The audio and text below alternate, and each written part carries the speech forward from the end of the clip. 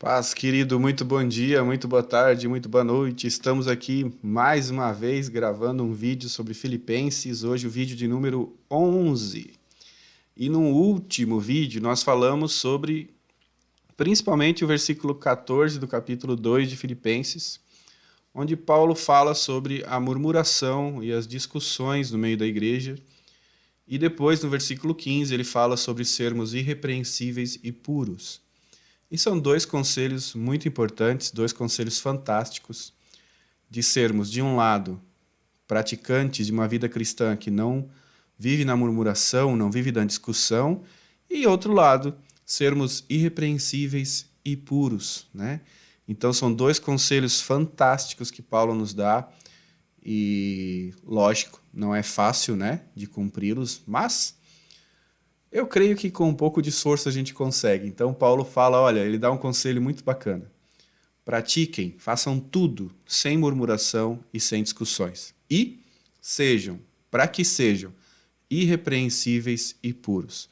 E hoje nós vamos falar sobre o versículo 17 e o versículo 18 do capítulo 2 de Filipenses, né? E hoje eu vou ler aqui na minha Bíblia mesmo, porque não estou conseguindo transmitir aqui a imagem da Bíblia, sempre trava a transmissão aqui por causa disso, então, para não me complicar mais, eu vou ler aqui mesmo, tá?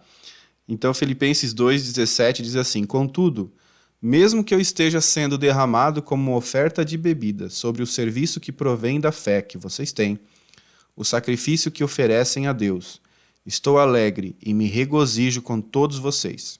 Estejam vocês também alegres e regozijem-se comigo. Algumas traduções, no lugar de oferta de bebida, vai estar libação, que é a mesma coisa, né? Só a oferta de bebida está traduzido para uma linguagem mais atual, mas é exatamente a mesma coisa, tá? Então nós vamos falar hoje sobre essa questão da alegria de Paulo, de que, se você tem acompanhado os vídeos, mesmo ele estando naquela situação em que ele estava, vivendo preso, né, acorrentado a um soldado romano o tempo todo, mesmo assim ele considerava tudo um motivo de alegria, né? Tudo para ele era um motivo de, não, isso está enriquecendo o evangelho, isso está fazendo o evangelho ser propagado, então, e isso alegrava ele, mesmo que fosse um sacrifício diretamente ligado a ele. E por falar em sacrifício, ele dá um conselho muito forte. Ele fala, mesmo que eu seja oferecido. Então ele fala, olha, o seguinte, se é para começar isso, que comece por mim. Ele dá um exemplo de liderança aqui muito grande. Então ele diz, olha, mesmo que eu seja oferecido, né? Ele poderia terceirizar isso, ele podia mandar um diácono, um presbítero, alguém da igreja, né, para assumir a culpa no lugar dele, mas ele diz, não, mesmo que eu seja oferecido. Ele chama a responsabilidade para si como um apóstolo, como um líder da igreja cristã, e ele diz, olha, mesmo que eu seja oferecido, eu estou alegre. Né? Então ele diz, olha, mesmo que eu morra pelo evangelho, eu vou morrer feliz, eu estou alegre, eu estou contente.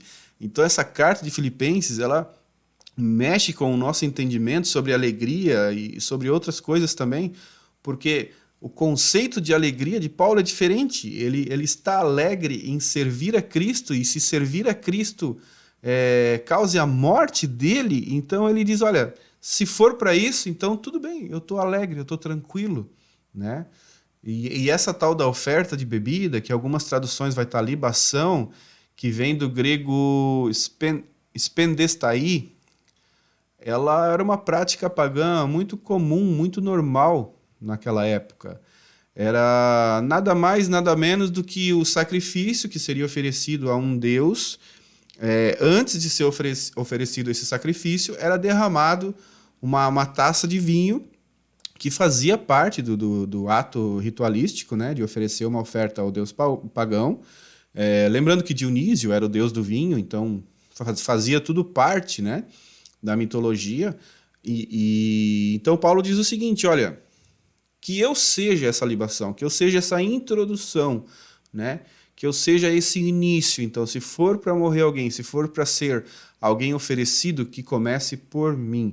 Eu sei que outros apóstolos, outros mártires já haviam existido naquele tempo antes de Paulo, mas dá a entender que Paulo está falando do seu contexto entre eles e os filipenses, né? Que se é para alguém começar sendo oferecido nesse sentido, nesse contexto, então que comece por ele e não pelos filipenses. Então ele chama a responsabilidade sobre a fé e sobre toda a igreja de Filipenses para si. Então ele diz, olha, comece por mim, mas mesmo que comece por mim, eu estou alegre, eu estou tranquilo.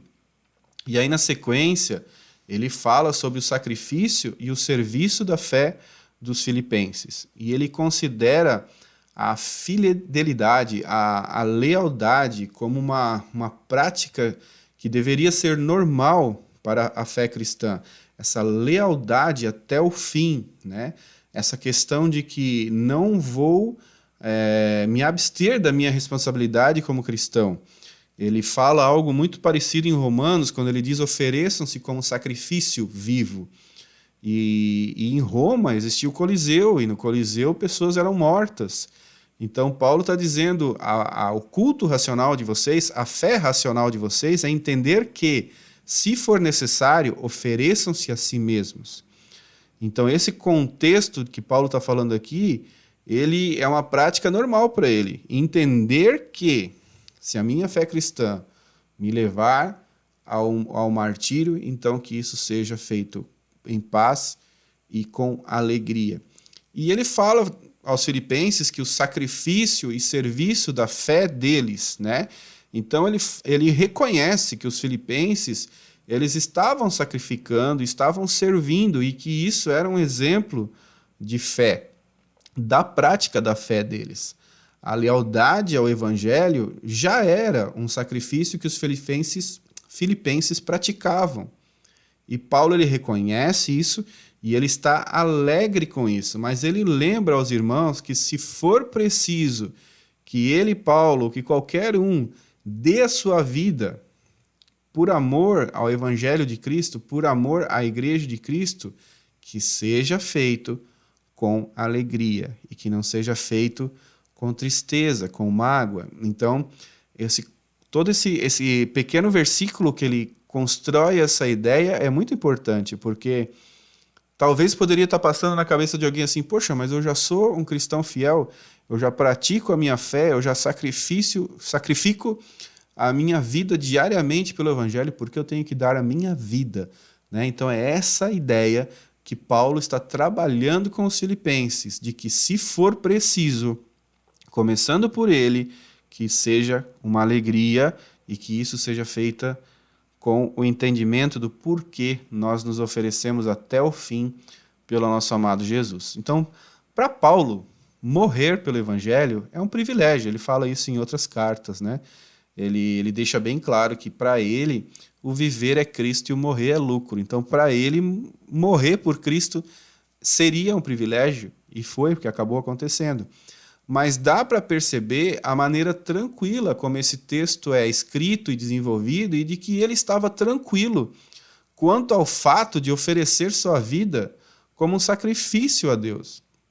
Quando ele, lá atrás, né, quando ele estava indo para Jerusalém, um profeta, ele pegou o cinto de Paulo, amarrou nele e disse, olha, se não me falha a memória, era Ágabo, assim vai acontecer a você se você for para Jerusalém. E Paulo poderia ter dado meia volta e procurado um caminho mais tranquilo. Mas Paulo sabia, pelo Espírito Santo, o caminho que ele tinha que seguir. Então, o caminho que ele tinha que seguir era esse. E a entrega de Paulo, ela é encorajadora para nós, porque Paulo, ele era intenso no evangelho. Ele não era devagar no evangelho, no sentido de será que eu vou fazer isso? Será que eu não vou fazer? Será que eu vou me entregar? Será que eu não vou me entregar? Não, o Espírito Santo falou, eu estou indo nessa direção e vou. Ele era muito intenso, muito encorajador, parecia que ele entendia que o tempo dele estava acabando, então ele acelerava muito as coisas.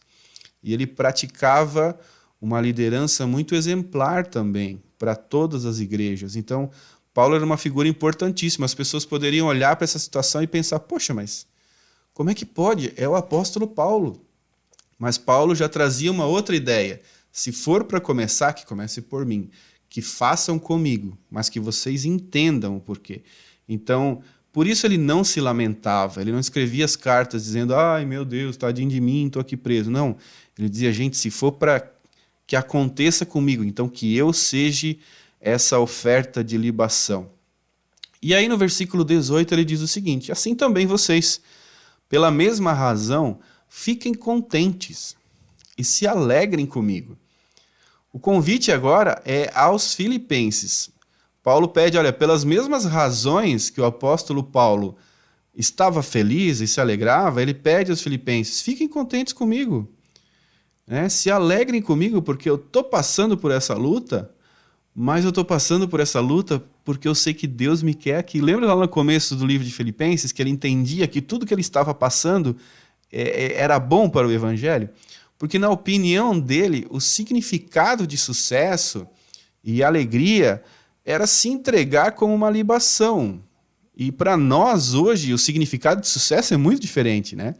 Talvez o significado de sucesso ministerial para você seja ser pastor de uma igreja muito grande, seja, né, conhecido mundialmente, enfim. Para Paulo, o sucesso era morrer por Cristo.